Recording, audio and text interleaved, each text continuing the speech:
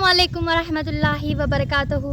ಹೇಗಿದ್ದೀರಾ ಎಲ್ಲರೂ ಈಮಾನಿನ ಹಾಲತಿನಲ್ಲಿ ಇದ್ದೀರಾ ಎಂದು ನಾನು ಭಾವಿಸುತ್ತಾ, ನಾವು ಇಂದಿನ ವಿಡಿಯೋದಲ್ಲಿ ನಾಳೆ ಖಯಾಮತ್ತಿನ ದಿನ ಅಲ್ಲಾಹನ ಅರ್ಶ್ನ ಕೆಳಗೆ ಇರುವ ನೆರಳು ಬಿಟ್ಟರೆ ಬೇರೆ ಯಾವ ನೆರಳು ಆ ದಿನ ಯಾರಿಗೂ ಸಿಗುವುದಿಲ್ಲ. ಅಂತಹ ಆ ನೆರಳು ಅಲ್ಲಾಹನು ಯಾವ್ಯಾವ ವ್ಯಕ್ತಿಗಳಿಗೆ ಕರೆದು ತನ್ನ ಅರ್ಶ್ನ ಕೆಳಗಿನ ನೆರಳನ್ನು ನೀಡುತ್ತಾನೆ ಎಂಬುದನ್ನು ನಾವು ಇಂದಿನ ವಿಡಿಯೋದಲ್ಲಿ ನೋಡೋಣ. ನಾಳೆ ಖಯಾಮತ್ತಿನ ದಿನ ಅಲ್ಲಾಹನ ಅರ್ಶ್ನ ಕೆಳಗೆ ಇರುವ ನೆರಳನ್ನು ಬಿಟ್ಟರೆ ನಮಗೆ ಬೇರೆ ಯಾವ ನೆರಳು ಇರುವುದಿಲ್ಲ. ಆ ಒಂದು ಖಯಾಮತ್ತಿನ ಮೈದಾನ್ ಹೇಗಿರುತ್ತೆ ಎಂದರೆ, ಸುಡುವ ಬಿಸಿಲು ದಗಿದಗಿಸುವ ಒಂದು ಶಾಖದಲ್ಲಿ ಎಲ್ಲರೂ ತಮ್ಮ ತಮ್ಮ ಪಾಪ ಮತ್ತು ಪುಣ್ಯಗಳ ಲೆಕ್ಕವನ್ನು ಅಲ್ಲಾಹನ ಮುಂದೆ ನೀಡಬೇಕು ಎಂದು ಎಲ್ಲರೂ ಟೆನ್ಷನ್ನಿನಲ್ಲಿ ನಿಂತಾಗ ಅವರಿಗೆ ಯಾವ ಒಂದು ನೆರಳು ಇರುವುದಿಲ್ಲ, ಸಮಾಧಾನವೂ ಇರುವುದಿಲ್ಲ. ಇಂತಹ ಸಮಯದಲ್ಲಿ ಅಲ್ಲಾಹನು ಕೆಲವಷ್ಟು ವ್ಯಕ್ತಿಗಳನ್ನು ಕರೆದು, ಬನ್ನಿ ನನ್ನ ಕೆಳಗೆ, ನನ್ನ ಅರ್ಶ್ನ ಕೆಳಗೆ ಸಾಯೆಯೊಳಗೆ ನಿಮಗೆ ಸ್ಥಾನ ನೀಡುತ್ತೇನೆ ಎಂದು ಅಲ್ಲಾಹನು ಕರೆದಾಗ ಹೇಗೆ ಅನಿಸುತ್ತೆ ಹೇಳಿ? ಆ ವ್ಯಕ್ತಿಗಳು ಯಾರು? ಆ ತುಂಬ ಲಕ್ಕಿ ವ್ಯಕ್ತಿಗಳು ಯಾರ್ಯಾರು ಎಂದು ನಾವು ಒಬ್ಬೊಬ್ಬರನ್ನಾಗಿ ನೋಡುತ್ತಾ ಹೋಗೋಣ. ಮೊದಲನೆಯ ವ್ಯಕ್ತಿ ಯಾರು ಎಂದರೆ, ಒಬ್ಬ ರಾಜ, ಬಾದ್ಶಾ, ಲೀಡರ್. ಅವನ ಹತ್ತಿರ ಒಂದು ಅಧಿಕಾರವೂ ಇರುತ್ತೆ, ಹಣವೂ ಇರುತ್ತೆ, ಮತ್ತು ಅವನ ಹತ್ತಿರ ಎಲ್ಲವೂ, ಈ ದುನಿಯಾದ ಎಲ್ಲವೂ ಅವಕಾಶಗಳು ಅವನ ಹತ್ತಿರ ಇರುತ್ತೆ. ಅಂತಹ ಒಬ್ಬ ವ್ಯಕ್ತಿ ಒಬ್ಬ ಬಡವನಿಗಾಗಲಿ ಶ್ರೀಮಂತನಿಗಾಗಲಿ ನ್ಯಾಯವನ್ನು ಸರಿಯಾಗಿ ನೀಡುವವನು. ಅವನ ನ್ಯಾಯ ಸರಿಯಾದ ನ್ಯಾಯವಾಗಿರುತ್ತದೆ. ಅಂತಹ ನ್ಯಾಯವನ್ನು ನೀಡುವಂತಹ ವ್ಯಕ್ತಿಗೆ ನಾಳೆ ಅಲ್ಲಾಹ್ ಖಯಾಮತ್ತಿನ ದಿನ ಅವನ ಅರ್ಶ್ನ ಕೆಳಗಿನ ನೆರಳನ್ನು ಅಂತಹ ವ್ಯಕ್ತಿಗಳಿಗೆ ನೀಡುತ್ತಾನೆ. ಎರಡನೆಯ ವ್ಯಕ್ತಿ ಯಾರು ಆಗಿರುತ್ತಾನೆ ಎಂದರೆ, ತಾನು ಮೊದಲಿನಿಂದಲೇ ಅಲ್ಲಾಹನ ಆರಾಧನೆ ಮಾಡುವವನು.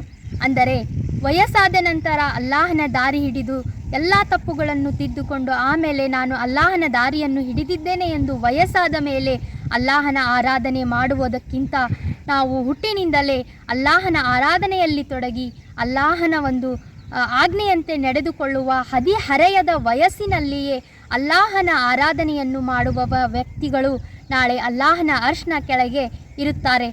ಅಂದರೆ 10 ವರ್ಷದ ಮಗುವಿನ ವಯಸ್ಸಿನಿಂದ ಹಿಡಿದು 30 ವರ್ಷದವರೆಗೆ ಈ ವಯಸ್ಸು ತುಂಬ ಖಾಸಾಗಿರುತ್ತದೆ. ಈ ವಯಸ್ಸಿನಲ್ಲಿ ಜಾಸ್ತಿ ಎಲ್ಲರೂ ಕೆಟ್ಟದ್ದ ಕಡೆಗೆ ಹೋಗುವುದೇ ಜಾಸ್ತಿ. ಹಾಗಾಗಿ ಇಂತಹ ಸಮಯವನ್ನು ಅಲ್ಲಾಹನ ಆರಾಧನೆಯಲ್ಲಿ ಕಳೆದರೆ ಅಲ್ಲಾಹನಿಗೆ ಇದು ತುಂಬ ಇಷ್ಟವಾಗುತ್ತದೆ. ಹಾಗಾಗಿ ಈ ವಯಸ್ಸನ್ನು ನಾವು ತಪ್ಪು ದಾರಿಯಲ್ಲಿ ಹೋಗದೆ ಅಲ್ಲಾಹನ ದಾರಿಯಲ್ಲಿ ನಡೆಯಲು ಪ್ರಯತ್ನಿಸಿದರೆ ಅಲ್ಲಾಹನು ನಾಳೆ ತನ್ನ ಅರ್ಶ್ನ ಕೆಳಗೆ ಇರುವ ನೆರಳನ್ನು ಆ ಖಯಾಮತ್ತಿನ ದಿನ ನಮ್ಮೆಲ್ಲರಿಗೂ ನೀಡುತ್ತಾನೆ. ಮೂರನೆಯ ವ್ಯಕ್ತಿ ಯಾರು ಎಂದರೆ, ಸದಾ ತನ್ನ ಮನಸ್ಸನ್ನು ಮಸ್ಜಿದ್ನಲ್ಲಿ ಕಳೆಯಲು ಬಯಸುವವನು. ಅಸರ್ ಆದ ನಂತರ ಮಗರಿಬ್ ಮಾಡಬೇಕು, ಮಗರಿಬ್ ಆದ ನಂತರ ಇಶಾ ನಮಾಜ್ ಮಾಡಬೇಕು ಎಂದು ಹೀಗೆ ಮಸ್ಜಿದ್ನಲ್ಲಿ ತನ್ನ ಮನಸ್ಸನ್ನು ಸಂಪೂರ್ಣವಾಗಿ ಅಲ್ಲಾಹನ ಮುಂದೆ ಆರಾಧನೆ ಮಾಡುತ್ತಾ ಮಸ್ಜಿದ್ನಲ್ಲಿ ಕಾಲ ಕಳೆಯುವಂತಹ ವ್ಯಕ್ತಿ ಅಲ್ಲಾಹನಿಗೆ ತುಂಬ ಇಷ್ಟವಾಗುತ್ತಾನೆ. ಇಂತಹ ವ್ಯಕ್ತಿಗಳು ಸಹಿತ ನಾಳೆ ಅಲ್ಲಾಹನ ಅರ್ಶ್ನ ನೆರಳಿನ ಕೆಳಗೆ ಅಲ್ಲಾಹನು ಸ್ಥಾನ ನೀಡುತ್ತಾನೆ. ನಾಲ್ಕನೆಯ ವ್ಯಕ್ತಿ ಯಾರು ಎಂದರೆ, ಕೇವಲ ಅಲ್ಲಾಹನಿಗೋಸ್ಕರ ಒಬ್ಬರ ನಡುವೆ ಒಬ್ಬರು ಗೆಳೆತನವನ್ನು ಹೊಂದುವವರು. ಅದು ಹೇಗೆ ಎಂದರೆ, ಒಬ್ಬ ಇಮಾಮನು ಕಲಿಸುವ ಸಮಯದಲ್ಲಿ ಒಂದು ಸ್ಟೂಡೆಂಟ್ ಆಗಿ ನಾವು ಅವರ ಹತ್ತಿರ ಒಂದು ಗೆಳೆತನವನ್ನು ಬೆಳೆಸುತ್ತೇವೆ. ಅದು ಕೇವಲ ಅಲ್ಲಾಹನಿಗೋಸ್ಕರ ಆಗಿರುತ್ತದೆ. ಅವರ ಮೇಲೆ ಇರುವ ಪ್ರೀತಿಯು ಕೇವಲ ಅಲ್ಲಾಹನಿಗೋಸ್ಕರ ಆಗಿರುತ್ತದೆ. ಅಲ್ಲಾಹನು ಇವರನ್ನು ಇಷ್ಟಪಡುತ್ತಾನೆ ಎಂದು ನಾವೂ ಸಹಿತ ಅವರನ್ನು ಇಷ್ಟಪಡುತ್ತೇವೆ ಮತ್ತು ಅವರ ಜೊತೆ ಕೊನೆಯವರೆಗೂ ಗೆಳೆತನವನ್ನು ಬೆಳೆಸಲು ನಾವು ಇಷ್ಟಪಡುತ್ತಿರುತ್ತೇವೆ. ಹೀಗಾಗಿ ಕೇವಲ ಅಲ್ಲಾಹನಿಗೋಸ್ಕರ ದೋಸ್ತಿಯನ್ನು ಮಾಡುವುದು, ಸ್ನೇಹವನ್ನು ಬೆಳೆಸುವುದು. ಇಂತಹ ಸ್ನೇಹಿತರು ನಾಳೆ ಖಯಾಮತ್ತಿನ ದಿನ ಅಲ್ಲಾಹನು ಇವರನ್ನು ಇಷ್ಟಪಟ್ಟು ಇವರನ್ನು ತನ್ನ ಕೆಳಗೆ ಅರ್ಶ್ನ ಕೆಳಗೆ ನೆರಳಿನ ಕೆಳಗೆ ಇವರಿಗೆ ಸ್ಥಾನವನ್ನು ನೀಡುತ್ತಾನೆ.